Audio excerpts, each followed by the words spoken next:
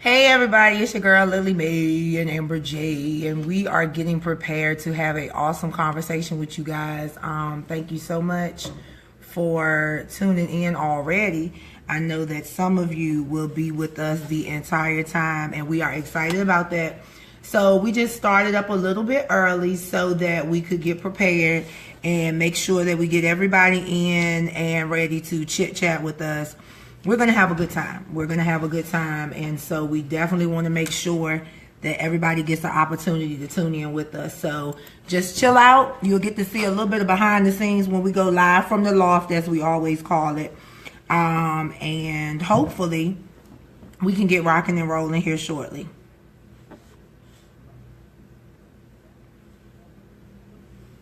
I got to get on the other page before to do it. Okay.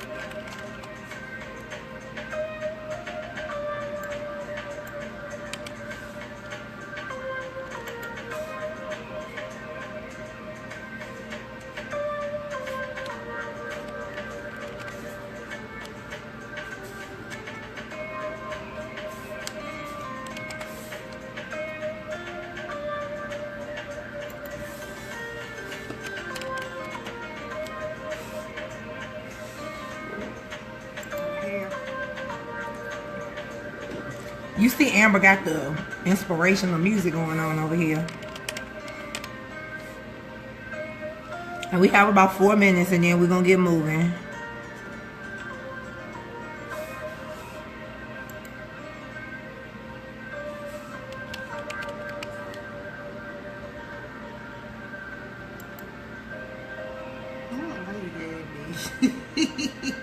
Because people will see you tagging. Mm-hmm.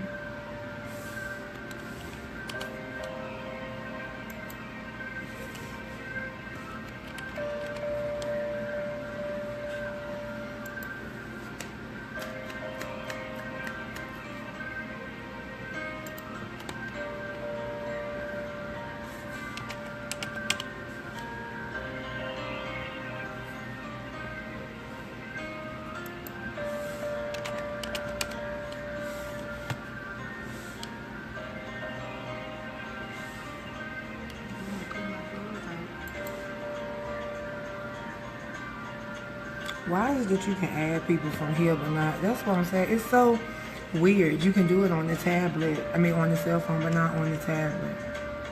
That's weird.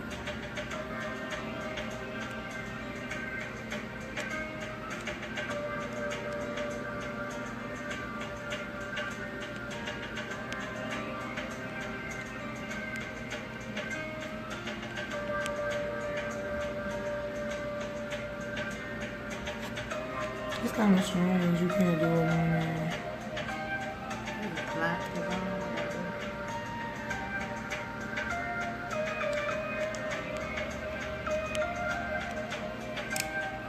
Hey, Angel. Hi. We're going to get started in a minute.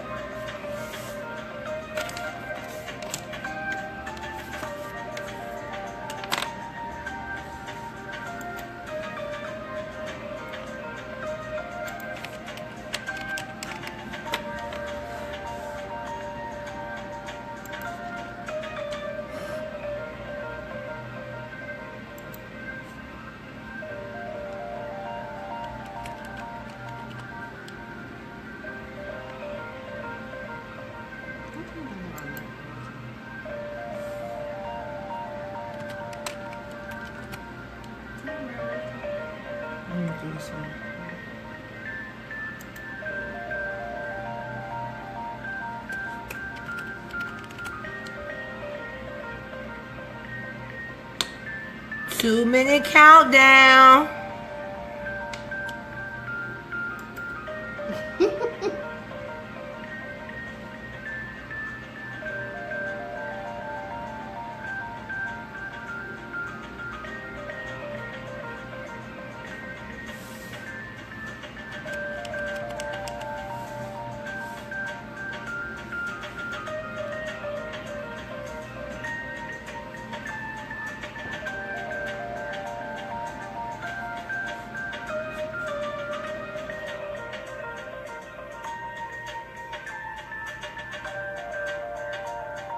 See if you go into it when you finish. Can you add people from your You probably can. I'm gonna check it out. I don't know what it is, but whatever.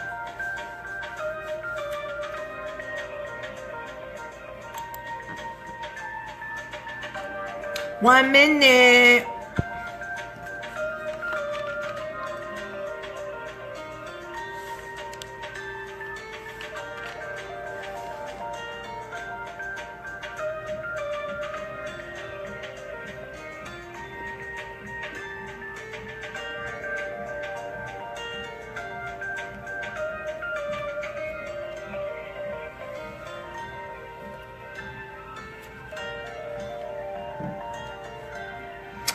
And we are preparing to wind down now.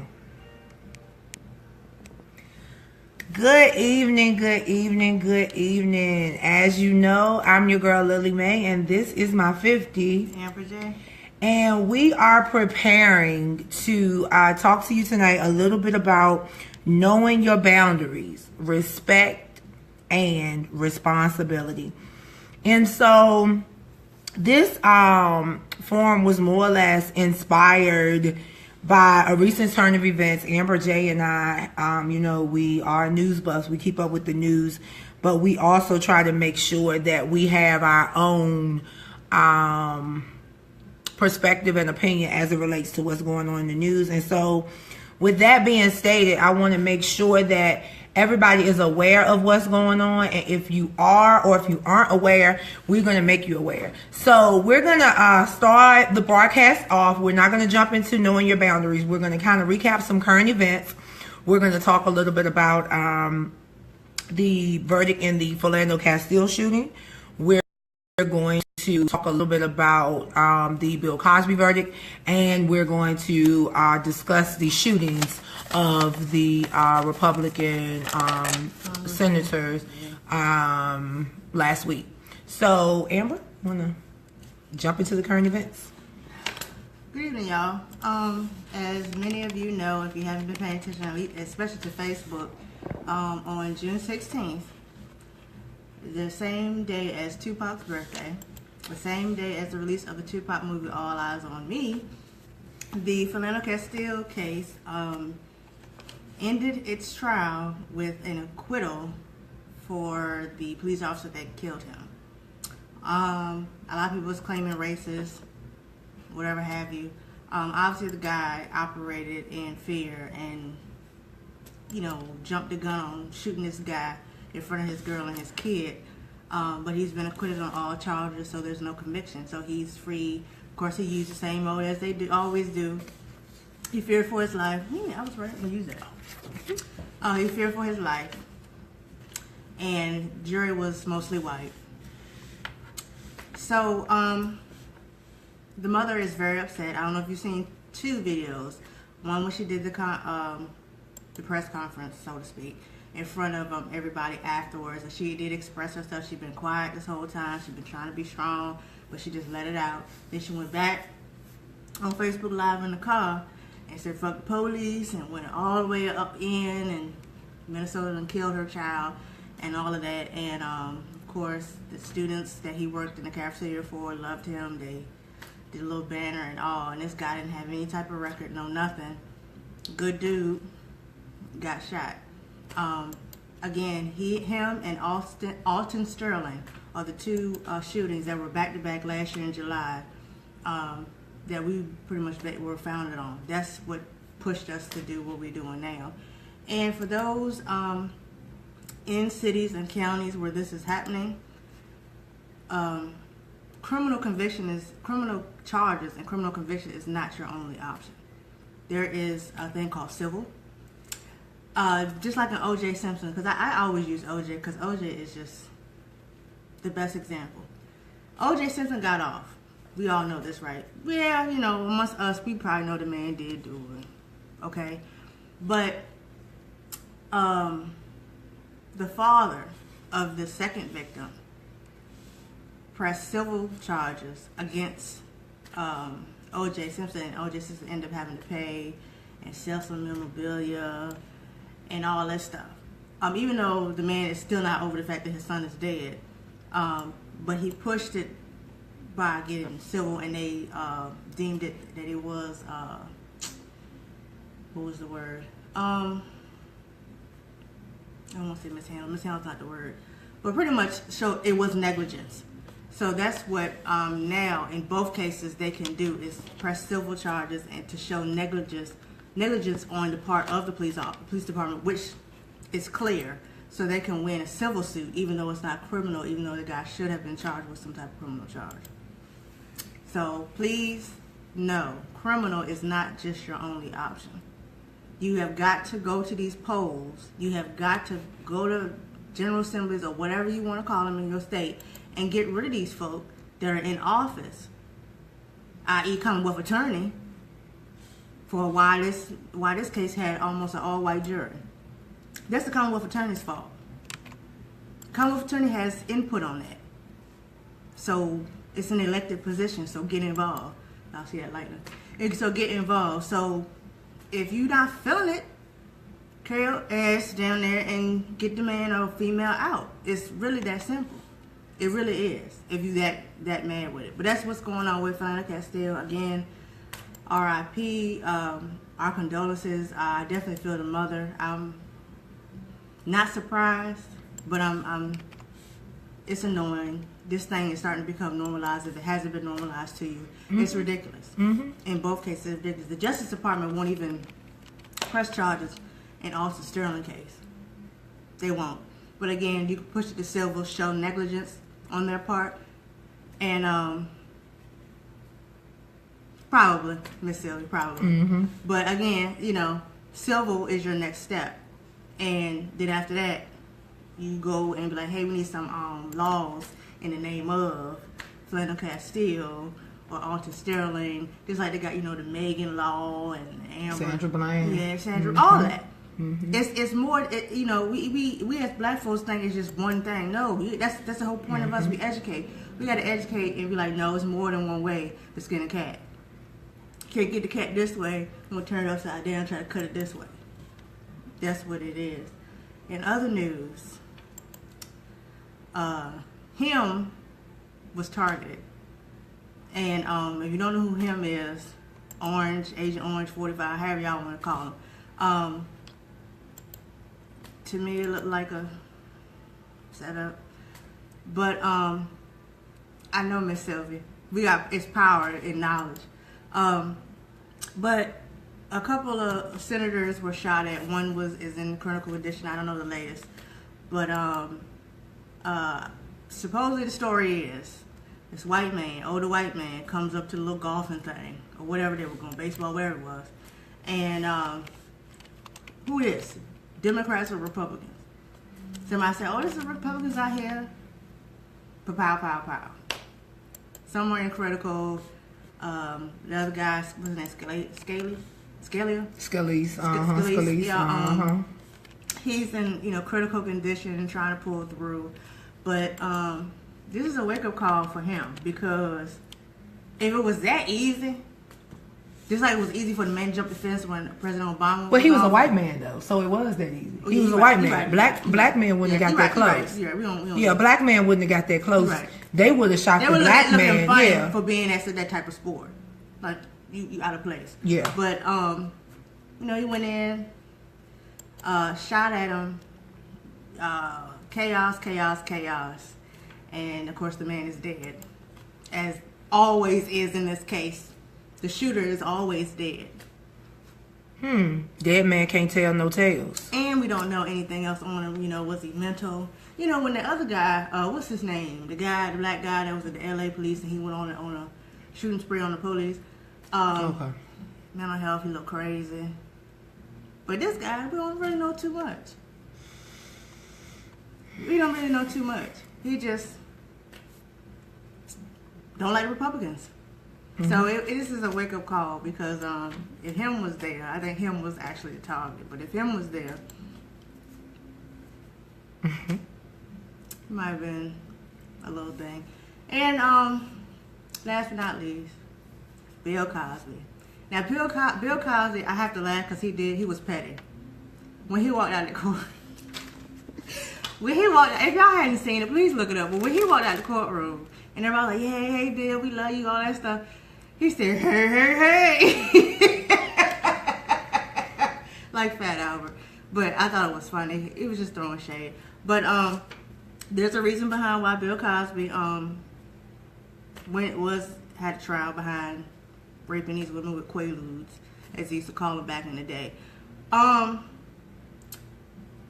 think Bill Cosby, this is just my personal opinion, Bill Cosby did dip in that. It was 70s. He did dip, but I think it was more so recreational behavior at this party at Hugh Hefner mansion, a couple of junks, everybody taking a line or two, white horse, you know, all that, and a couple lines down the night. Let me get about 2, 3 y'all in the room, do what we do. It may have happened. I agree. It may have happened, but all these women are 15, 60, it's just too much fishiness going on. But he has been acquitted, mistrial, deadlocked twice. They've been trying it. They deadlocked him twice. So now he's walking. They're going to try it, if not civil, with this man. Because he got some money. Got that bag. I'll let my 50 elaborate on any one of those before we go into this spiel, because she itching to go into the spiel now. Yeah, I am. I'm very itching to go into the spiel, and I'm going to go right into it because I'm just sick and tired of being sick and tired. And so let's go ahead and talk about knowing your boundaries, and we're going to focus on respect and responsibility. And so the first thing I need to talk about is there are 6 pillars of character, and those 6 pillars are respect, responsibility, trust, fairness, caring, and citizenship. And so as we discuss it, and we're not going to go past 8 o'clock, we're gonna do the wham bam thank you ma'am on this. But as we discuss it, I want to give you some background on why I was compelled to talk about respect and responsibility, and why my 50 is supporting me. So over the weekend, I was tasked with coordinating a fashion segment in an event. Wow, Lillie Mae coordinating a fashion segment is interesting because most of the events that I have coordinated have been government based, meaning I coordinate community events for public health and resource awareness, or I organize events associated with the Historical Society and things like that. So never had I coordinated a fashion segment. And so what happened was that I spent time, getting the logistical piece together and doing the operational side of things. But when it came time to actually coordinate the segment was taken right out of my hands. And so I was very, very upset. And because I was very, very upset, it caused me to, I'm not going to even say come out of character, simply because we are all sinners saved by grace. And so what I did was I reverted back from a point in time in my life where I did not respect individuals who did not respect me. So this weekend I blatantly, displayed how disrespectful I could be when individuals disrespect me and when I feel disrespected. And so I felt compelled to talk about respect and responsibility and being certain that you are knowing your boundaries, and if in fact you feel the need to step over your boundaries, that you do that with the best possible. Okay. Yeah. Let me just, yeah. Okay. So let's talk about, let's just talk about this thing called respect. And let's talk about this thing called responsibility. And so what I'm going to do is I'm going to give you a elementary definition of respect. Be courteous and polite. Don't insult people, make fun of them, or call them names. Listen to what other people have to say. Conduct yourself with dignity and pride. Okay, I want to focus on listen to what other people have to say. You are being disrespectful if you take it upon yourself to do things without asking if this needs to be done, if this was supposed to be done, or what have you. It's okay to be all-knowing. It's okay to have the knowledge thereof. But it's never okay to overstep your boundaries to the point where an individual does not understand what is going on, why it's going on, and how it's going on. The only thing that they are knowledgeable of is that there was a set structure for a particular event and it did not go as planned. But case in point is that when you disrespect someone, 9 times out of 10, you're cognizant that you're disrespecting them and you're just ignorant. And if you're ignorant and oblivious in self, you won't think you've done anything wrong, but it will display that you know deep down inside you've done something wrong because you continue to be overly nice and you push yourself out there and it's just too much. It's extra. And so with that being stated, I wanted to talk about respect. Now, a couple of months ago, Amber talked to my high school students about respect. And can you remember a little bit, can you elaborate just a little bit on what you talked about when you talked about respect? Some of the things, the analogies that you use. And I'm going to step away for a second. I use the admiration of it. Respecting somebody because they did well, or respecting somebody because they stood up or said something to a bully. That's how people will gain respect. Trying to think, it was a lot because I didn't even write it all down. But it was the pretty much admiration part, because a lot of students were kind of getting the whole, well, if I say something wrong to you, that's disrespectful, or if a teacher says something inappropriate, that's disrespectful. But more so about character was what I hit on, and gave them, of course, what is going on with me, what has been going on with me. Some know, some don't know. But it was more so character than anything, to where if somebody was bullied and somebody stepped in and tried to correct that person, then that's when you go up and say, you know what, I respect you because you went up to that bully and said whatever it is that you had to say. And then advice, and the flip side of it, if that person, whoever was bullying, may come up to that person that said something like, you know what, I respect you for even coming up to me and saying something to me. That was what the gist of it was when I was giving my spiel on respect. Great. And so now for responsibility. Responsibility means being reliable and dependable. And when you agree to do something, do it. Now, being reliable and being dependable does not mean stepping over or overstepping your boundaries and doing things that you feel like you need to do just because you may be great at it, you may be awesome at it, or because you think that you are the PhD in a subject area. It's very, very important that when you exhibit a responsibility, it is very, very important that you think before you act and imagine the consequences. Because sometimes when you overstep your boundaries, it can get you hurt. And you don't want to get hurt. Especially in a situation where sometimes it's better to step back and let the pieces fall where they may versus being on the forefront and showing self. What I'm finding is that... Wait. Okay. Everybody is not meant to be a chief. Everybody is not meant to be a chief. It's a leader leads, but also falls back and lets their people or their team do what they do. Everybody is not meant to be a chief. Have you ever been in a situation where it's too many chiefs, not enough Indians? Oh yeah, that's exactly. It's okay to be an Indian sometime in that analogy. It's okay to be an Indian sometime. That's exactly what compelled this conversation. It's not going to kill you if you can't be in control. It's okay. No, go ahead. Well, okay, cool. And so, what I want to make sure that we bring home is that, number one, when you are showing respect and taking on responsibility, like Amber said, it's okay to not always be in charge. Case in point, I play the piano.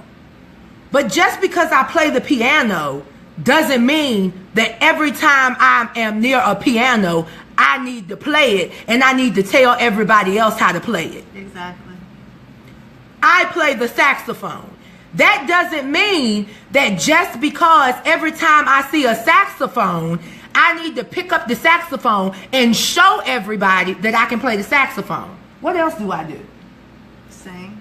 Yeah, because since I've been associated and surrounded by so many egotistical, self-centered, insecure people, I feel the need to have an I moment. Okay? Now, Miss Sylvia Edmonds said, you cannot lead if you don't know how to follow instructions. Okay, let's talk about that. Following instructions. Following instructions means if I give you a document that looks like this, and I give you a list of responsibilities, and I give you priority, I give you, do as you can. If I give you deadlines, times, and things of that nature, then that means follow instructions. If you take it upon yourself to do what you want to do so that you can say, I did this, I did that, I did this, I did that, you have a problem. You are disrespectful. And when you are disrespectful, you will be disrespected. Do you know that bullies are disrespectful? So if you've ever been bullied in your life, then you should know that it's not nice to disrespect people. Okay? But let's bring it back to the responsibility piece. Another part of being responsible is being able to make sure that you are in place at all times. That you are in place at all times. Being in place does not mean being in the place that you think you ought to be in. Being in place means being in the place that you were assigned to be in. Doing what you were assigned to do. Nothing more, nothing less. Yes, sometimes it's necessary to go above and beyond, but you are never to go above and beyond to the point where you step on other people's toes and territories. When you overstep your boundaries, you ruin relationships. When you overstep your boundaries, you often show how insecure and egotistical you are. And when you overstep your boundaries, you make yourself look very, very, very stupid. And you make yourself look very extra. Any interjections? No, I agree with all of that. That's very true. Very, very true. Okay, so let's talk about the signs and symptoms of disrespect. Now, what you need to know is that a sign is objective. A sign is something you can see. Symptoms are subjective. Symptoms are the things that you cannot see. Okay? So, a sign of being disrespectful is taking it upon yourself to assign a task to someone who was not previously proactively assigned a task. Because that's visible. Invisible, symptomatic disrespect is when you have already planned out up here what you're gonna do before you get to where you're going. And then the sign is when you implement. If you're smart, you'll understand that signs and symptoms are indicative and representative of disease. Disease. Oh, I'm going to speak on communication. I'm going to speak on communication. Are symptoms of disease.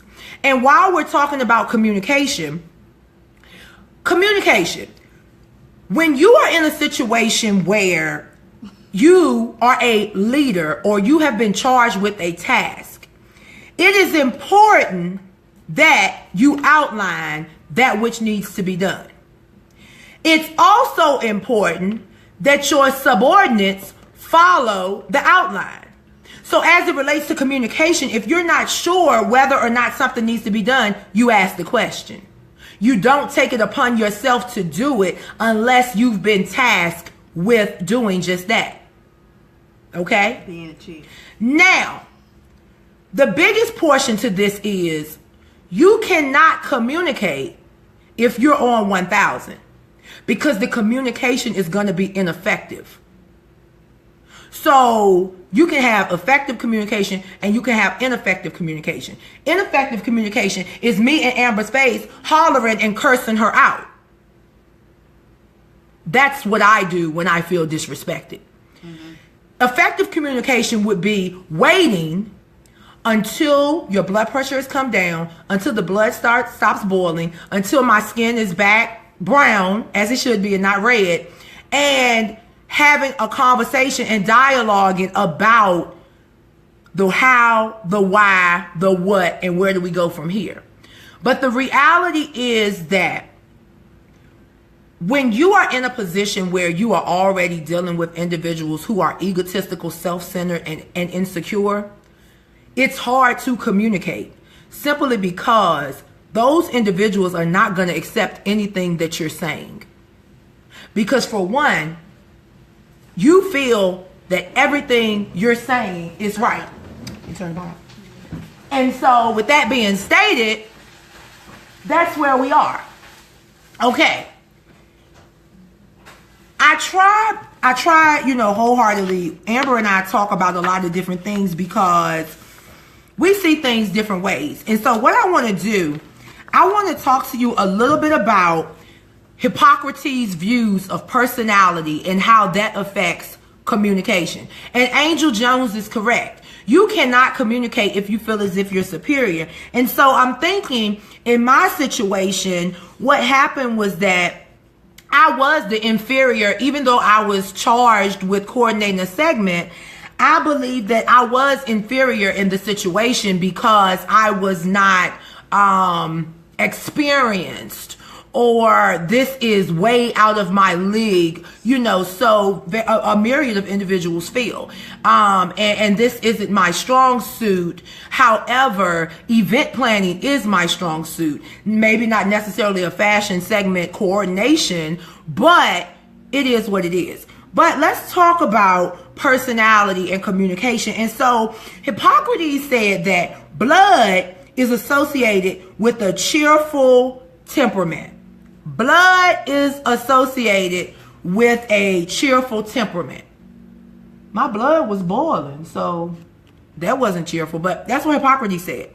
Now, Hippocrates also said that phlegm is associated with a calm temperament.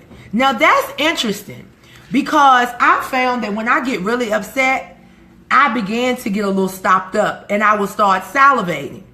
And, that's a formation of mucus. Mm-hmm. Now, black bile is associated with the depressed temperament. So some of you might want to check around your neck area, because you might be getting a little dark. Yellow bile is associated with irritability. Okay, so let's look at that a little bit. Blood is cheerful. Blood is associated with a cheerful temperament. Now, that's what Hippocrates said, okay? And so with that, I think about how the body reacts to being angry and how the body reacts to being depressed and things of that nature.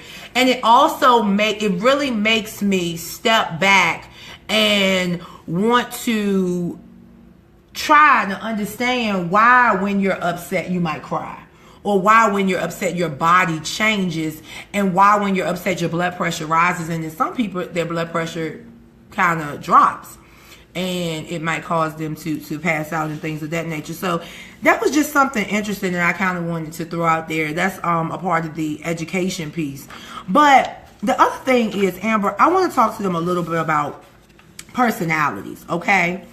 And Mies Carbonell, Dr. Carbonell has a four-letter model temperament of human behavior, and it's the DISC model, okay? And the D and the I is centering around being active and outgoing. The I and the S means that you're people-oriented. The C and the S is passive and reserved, and the D and the C is task-oriented. And it's a circle, and it's distributed and divided into 4 quadrants. Okay, so the D is active and task-oriented, directing, driving, demanding, dominating, determined, decisive, and doing. The I is active, people-oriented, inspiring, influencing, inducing, impressing, interactive, interested in people. The C is passive, task-oriented, cautious, competent, calculating, compliant, careful, and contemplative. And the S is passive, people-oriented, steady, stable, shy, security-oriented, servant, submissive, and a specialist. And so what I'm going to do is I'm going to tell you who I am. So, well, what is expected of me? And so I took this test and I found that what is expected of me is the I. Okay? This is expected of me. You think people expect you to be inspiring and influencing. You are expected to shine and show off. You think people expect you to talk a lot and share your feelings. How others see you. People often like to be around you because you are humorous. You tend to be animated and tell great stories. People find you fascinating and friendly. You show your feelings openly and believe people want you to share your emotions. You are seen as expressive and energetic, but sometimes people think you exaggerate. You often talk too much, and people tend to think that you are egotistical. You tend to care more about how you look and come across than others do. Nah. You try to be attractive and outstanding by being impressive. Yeah. That last part kind of sort of. Yeah. That last, the other part kind of sort of for you though. Which one? Because you don't want to be looked like a fool. Oh yeah. No, I On don't. that end, yeah. So that is the I personality type. I don't know what I am, so don't ask. And so, leadership style. Okay, leadership style. And Amber wants me to talk about my leadership style. People expect me. You think people expect you to be an energetic and enthusiastic leader. You are an inspiring leader with a lot of pride in what you do. You want to be recognized for your accomplishments. You feel that people look up to you and want to follow your lead. You also tend to be more verbal than most. You can be too loud and sometimes hyper. You are expected to ignite a fire under those who are dull and uninterested. Now that works. Conflict management. You can talk your way out of almost everything. Your charisma and charm are the most powerful influences during conflicts. You are often hurt or offended by those who criticize you. You think everyone wants to be your friends, but you sometimes care more about your interests than others.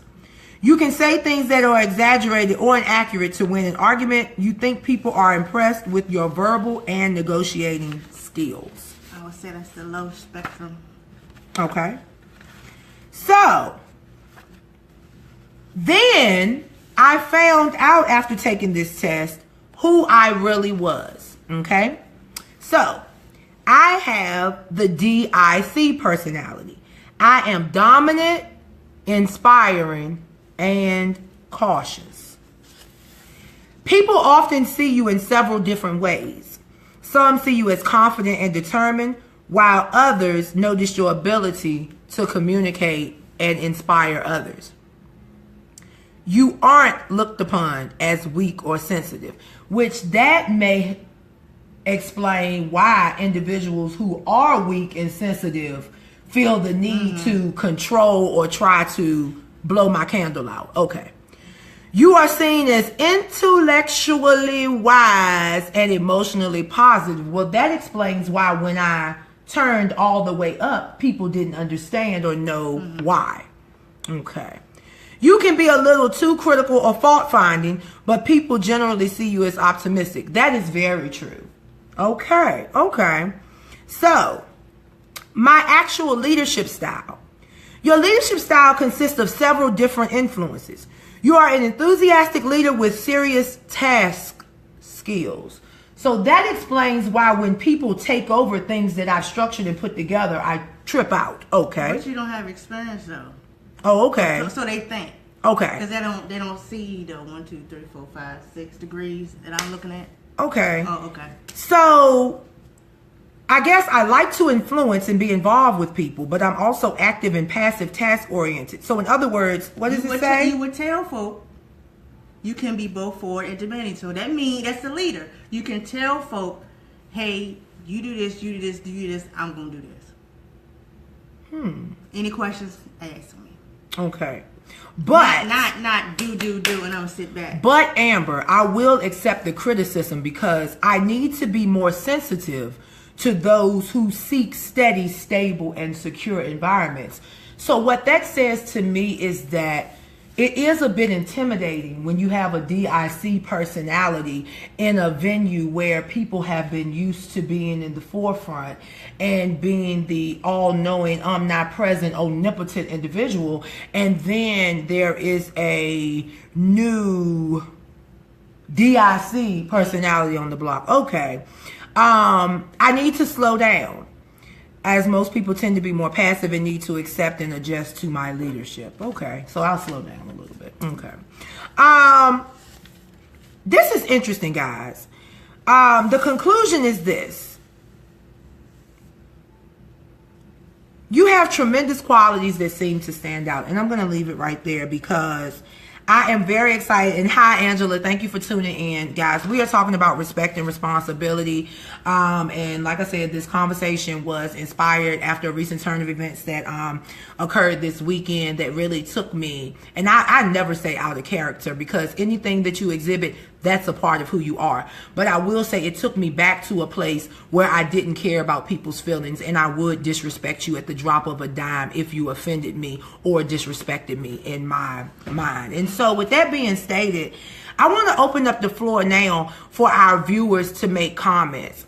And so I see a couple of comments. Angel Jones said, experience does not matter. You were capable of doing the task at hand. And so I want Amber to talk a little bit about that. If you can, Amber, talk a little bit about your experience with being a leader in a social role, in a social organizational role. Well, I had to deal with DIC personalities because I'm not as boisterous, so to speak. Mm-hmm. So I had to deal with folk who were struggling with relinquishing the hold or relinquishing the control that they once had. So it's a matter of what, as a leader in a social group or social organization, it shifts. Everybody's personality is different. You have to deal with other people's personalities.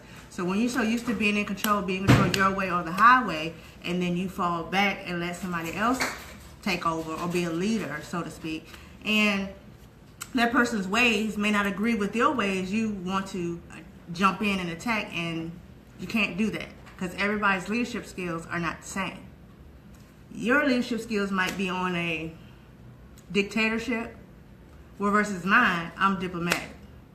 So of course you're not gonna you're not gonna agree with it, or you're gonna feel some type of way because you're used to just boom, boom, boom, boom, boom, boom, boom, boom, boom. I'm gonna sit back, or y'all not doing it the way I want to do it. I'm just gonna go ahead and do it because y'all some anyway.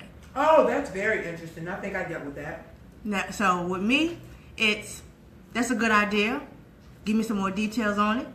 Elaborate on a little bit. Let's go back to the drawing board. Let's think on it.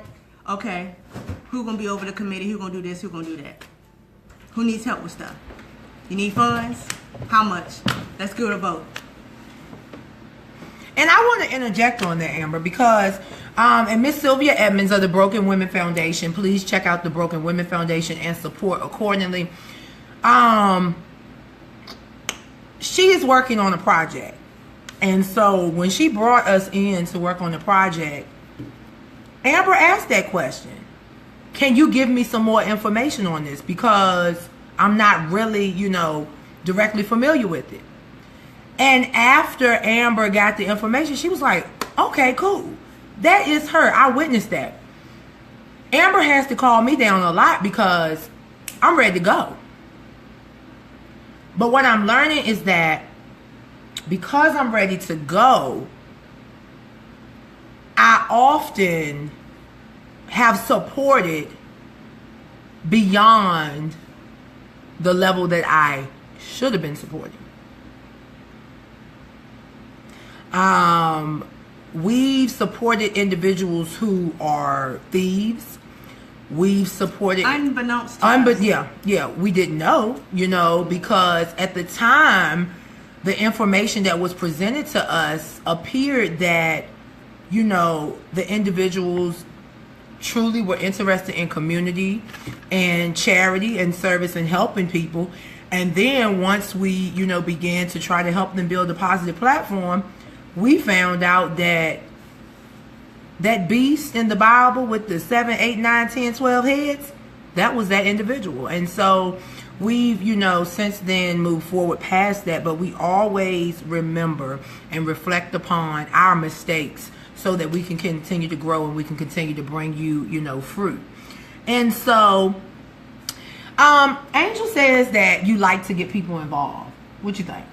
Yeah. Okay. Because getting a task accomplished, unless it's a individual task specifically for you, getting tasks accomplished is better with hands that are directed. So what I mean by that is, if you have one big project with many components, it's easy to direct hands to different components. Now, however they do in that component, that's on them because they're over that. So when you come together, if it doesn't flow, then that's when the correction, or that's when the ideas or the questions come, and it's like, that's not flowing. How did you come up with that? Have you thought about this? That's how you dialogue and get that together. So what you're saying is, if you don't see something, if you see something that's not going the way that you felt like it would go, you wouldn't just take it and do it the way you wanted to do it? No. Oh, okay. If the overall objective is, okay, off the top of the head, if the overall objective is homelessness, and we got 6 components, somebody's over contacting organizations or whatever, nonprofits or however, somebody's going over the areas in Richmond or whatever that has a vast amount of homelessness, someone's researching on what's being done in that area, etc., etc. So when you come together, and one of those components, like, there's this, they name like 5 different groups, and then maybe somebody within the other components like, hey, did you think about contacting this person? Oh, I didn't even think about them, it slipped my mind. Versus somebody in that component just taking the initiative to do it themselves when that was not your assigned job from the jump. That's what it is. It's the team, like Angel said, a team effort. It has to flow. And if nothing is flowing for that objective, then it's okay. Like, I hear you and that sounds good, but let's try it this way. Instead of trying to take over. I don't like that. It ain't going away. Y'all whack. No. That's not how this thing goes. That's not how teams. That's not how not the team effort. That's not the team way. That's not what I think of when I think of team. Team is collective for one common goal. But it's so interesting that we say team, because there's no I in team. But if you flip the letters around, there is a me in team. Mm-hmm. That M-E. And so I don't know where we've come from and where we're going. But what I know is that I'm a type of person where once I've been disrespected, I can forgive, but I will never forget, and I remove myself and excommunicate myself, because one thing that I'm not going to do is be in the presence of an individual that has once disrespected me. We had this conversation earlier. That goes for me in relationships also. You have one strike. And Amber can attest to that. Even in relationships, I will give you one time to mess up. I don't give you 3 strikes. This is not the game of baseball. I'm not going to give you multiple fouls. This is not the game of basketball. Everybody's different. And so I'm not as cut off as she is. Everybody's different. Yeah. Everybody's different. But, folk, What in the world? But folk that claim to when you get disrespected, and I'm trying to go back here so I can look at these comments again. Okay. But when you get disrespected, folk know they disrespected you. Let's just put it out. Are you sure? I'm positive. Okay. Because they'll do certain stuff, they'll say certain things, they'll act a certain way. Oh my God, what's wrong? I never seen you act like that. But trust and believe, down the line, it'll come out as to why they acted the way they acted. And then somebody's going to say, wasn't that disrespectful? I mean, they don't know what they're doing. Or that's your thought process instead of asking. Instead of asking. But people know, I know when I'm disrespecting. I know when I feel disrespected. But the thing is, when you approach and you deal with a disrespectful person, oh, I ain't mean. They say that quick because they wasn't expecting you to react. Okay. But they do know. Okay. Now you do have some folk that are just oblivious. They're little tata, as you say. They have IEPs, as she said. Yeah. But to the common man, they know when they're disrespectful. They already have in their mind what they're gonna do, whenever they go. Just like in your situation, they already have in mind. I'm gonna go down here and do this thing, because you're so used to that. So when the correction comes, or you get approached a certain way that you're not expecting because it's never happened to you before, then it's like, what's wrong with her? I ain't never seen her act that way. Of course not, because ain't nobody pulled up on you. Wow. And you know, Amber, it's interesting. I never thought about it like that. I guess for me, my loyalty is long. I'm loyal to a fault because, you know, you've watched me defend people. And then have to go back. Yeah, and I don't be saying nothing. I have defended people, and then have to end up going back and saying, "Wow, everything that has been stated and brought to the foreground is true." But what I won't do is, I don't need to say, I'm sorry for defending, you know, individuals and things of that nature. I wouldn't do that simply because there's no need. It's a learning process. It basically just speaks to, that's a flaw. You can be too loyal. You can do anything too much. And one thing that I can say that my 50 has taught me to do is to step back and observe before engagement. Check the fruit. Okay? Step back and observe before engagement, because when you step back and observe before engagement, you will find that those symptoms were actually signs. And remember, in the beginning, I told you, symptoms are invisible, signs are visible. Those symptoms were actually signs. And they were invisible because you were so caught up in what you thought you saw that those symptoms. You know. Go ahead. Look at Angel's comment. And thank you all for tuning in. For those who tuning in, we're talking about know your boundaries, respect, and responsibility.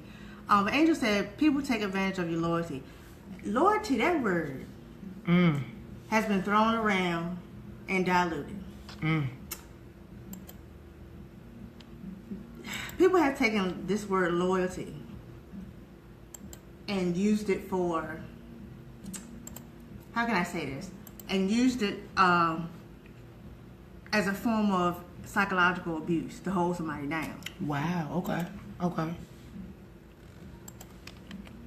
Think about it. You with a dude dogging you out. He humping everything he see, approaching folk, let me get that, oh they want me, all this crazy stuff. And you know this, but you still dealing with him. Oh, I'm loyal to him because he's taking care of me. No ma'am. That's an excuse. You can't take care of nobody. He's banking on your loyalty so he can continue to do what he's doing because you give him whatever it is you give him. And loyalty is not equivalent to stupidity. No. If you're loyal to the point where you're stupid and you're allowing people to take advantage of you to that degree, then that's a form of stupidity. Or it could be a form of insecurity because you feel that that's the best that you can do. And loyalty to me would be this. I'm teaching, right? I love teaching. I just want to educate. I love history. I want to just pour in these kids. So my loyalty would be to teaching and educating. Okay. That would be my loyalty because that's what I want to do. Whether it is kids, whether it's adults, it's the fact that you want to teach and plant seeds. That's the loyalty there. Loyalty to a person, the person views that and take that and run with it. Now, granted, you got people out here who are for you and about you. Yeah, you'll have some type of loyalty to them because they show no signs of, foolishness. So you're like, yeah, they come to you. You know what? I've been in a bind. Can you help me out? They've been there for you. Whatever the case may be, you wouldn't mind showing. You wouldn't mind the loyalty. Like, here you go, helping out. But when you start to notice that they take, oh, you're supposed to be loyal to me. I'm this and that, and they dragging you. Okay. They're taking their loyalty to something else. Okay. And guys, once again, thank you for, tuning in. Amber and I are just at a transition point with MBG. We're at a point where, everybody wants us to do something. Everybody wants us to be a business. Everybody wants us to do this and do that. But what we've decided is that MBG is who we want it to be.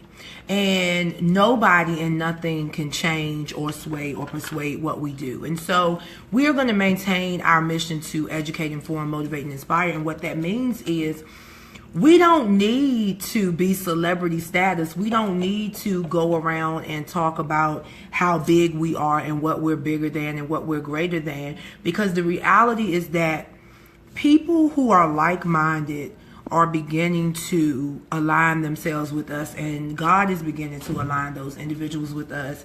And because of that reason, we present a lot of information via public affairs on all iHeartMedia stations in the area. A lot of you heard us over the weekend. We were on 106.5 The Beat, Mix 98, Sports, XL 102, Q94. Yeah, all of those stations, and simply because we have a message. And in July there will be another big reveal. That's one thing Amber, told me.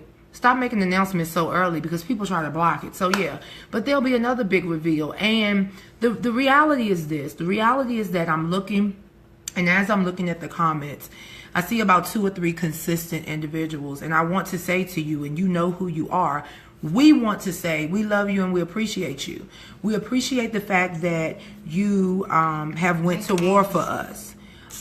We appreciate the fact that you have taken heed to many of our, I don't even want to say instructions because I don't want it to seem like we're trying to make you do anything, but you have taken heed to our observations and our, discernment, and you've acted accordingly. And with that, we are thankful, and we thank you so much for that. Amber, I don't know what to say right now because things are crazy. Things are crazy, and people are very disrespectful. People don't love people anymore. And what do we do at this point? Where do we go? Well, MBG gonna do what we do. Still help, motivate, inspire. But being that we're coming up on our year anniversary, we gonna just check the fruit a little harder. It may look good on that branch. We had to really inspect it. Really inspect, because we done came across some worms in that thing. We done came across some rotten fruit. And some of y'all need to get your weeds and all that together, because your weeds is growing into your garden and it's polluting and it's looking a mess. And that's the analogy that I'm gonna use. Some of y'all know what I'm talking about, some of y'all don't, whatever. But that's what it is. Check your fruit, check the fruit. What Erykah Badu said, pick your friends like you pick your fruit. You don't go up to the fruit that got all the holes in it and be like, oh, I'm going to eat this. No. You check. Well, the other thing is a lot of people pick people based off of what they look like on the outside. Now I'm going to tell you, old folk, they'll go in their store and pick up a grape and eat it, and they might eat a couple of grapes from different places on the vine. Right. That's stealing, but yeah. Yeah, I mean, but now you have to open people up. And you know where I'm gonna go with them chitlins. My mom go in the store and open that chitlin bucket and she can look at them. And that comes with age, Amber, and that's that good thing called wisdom. And we'll talk about wisdom at a later date, but that's that wisdom. Mommy can open that chitlin bucket and know just what it is. I like that. This is what we do. We just, we check. We're grounded folk in this thing, and we genuine. We're genuine when we do what we do. Now, folk come off like they're genuine, but at the end of the day, they use what they can to get on. And shout out to y'all. I'm gonna give y'all a round of applause. Yes. Because ain't no shade or nothing. I'm just gonna give y'all a round of applause because y'all, those did use us to get on, to be portrayed a certain way because, we ain't know. So you used that. You did that. Kudos to you. But we know now. And just know. We know now, and we are too. We know. Just know we know. And don't come, because we will put you. Just like we put you out there for positivity, we put you right back out there for the negativity, bro. But Amber, also just know that what you sow, then shall you reap. I mean, God got it anyway. I'm just saying. And like I said this morning, when you're thirsty, you have to be careful Get you some. what you drink to quench your thirst.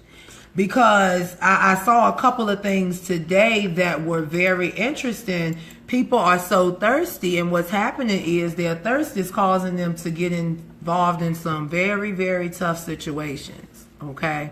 And so, and I'm going to take it there. When Jesus was in the process of being crucified, and he said, I thirst. They didn't bring him a golden cup. There was a sponge-like figure, and they put it on a tree limb, and they retched up in the air. Yes, I said retched. They retched up in the air and just wiped it on his lips. He couldn't drink it because it was a sponge-like substance. So I say that to say this. There are those of you out there who are thirsty for fame, fortune, and riches. And your thirst is pathetic. And what's happening is it's causing you to get involved in situations that might just cost you your pride, your dignity, and maybe even your life. Dying of thirst. I need you to really, guys, understand that this thing is real. Motivational brown girls, everybody always wants to say, oh, y'all supposed to be motivational, y'all supposed to inspire. We do. But if I was getting ready to cuss just then. I was getting ready to say we do be, but see. But caught myself. If you really knew the mission statement of Motivational Brown Girls, which states, we, Motivational Brown Girls, serves to first inform, then educate individuals to act in decency and in order, hence motivating and inspiring constituents to become agents of change. So if you want to rock and roll with Motivational Brown Girls, you need to know our mission statement. Because see, there are a lot of people who are business owners and entrepreneurs. Well, guess what? Even business owners have articles of incorporation, which often involve a mission statement. And a motto. So if you really are a business owner and if you really are an entrepreneur, then you have a plan. You have a strategic plan that reigns about 5 to 10 years. But Sinaj Consulting will not take over right now because my consulting costs. Clearly. MBG gives you information and education. When you need a loan, they got to see it. TF. Establishments. TF question mark. But we promised that we would not go past 8 o'clock, and there are about 2 minutes. So, Amber, do you have any closing remarks or thoughts? For those watching that do have a legit business that's for real out here in these streets, There's an event coming up August 27th. The fashion show for sex, to bring awareness to sex trafficking and missing persons. Vendors are needed. Yes. Vendors are needed. If you know somebody who wouldn't mind coming to something like that, supporting it, and just put their stuff out there, let them know. The information is on Motivational Brown Girls page. Please reach out, tag the folk to it, let them know, hey, you trying to put your stuff out there, especially with a great cause. It's there, but vendors are needed for this great event to bring awareness to sex trafficking and missing persons. Who else is doing this around? Chill, nobody.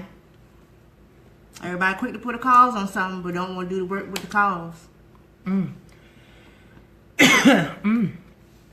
Wow. Just saying. That's why I had to tip my head. But just saying. Well, we thank you so much for tuning in to Know Your Boundaries, Respect and Responsibility. We are the Motivational Brown Girls. We appreciate your support. We hope that you will continue to support us. Shout out to all of you guys for tuning in with us. We look forward to talking with you and working with you in the near future. And as always, MBG listens and then we speak. Have a great evening, ladies and gentlemen.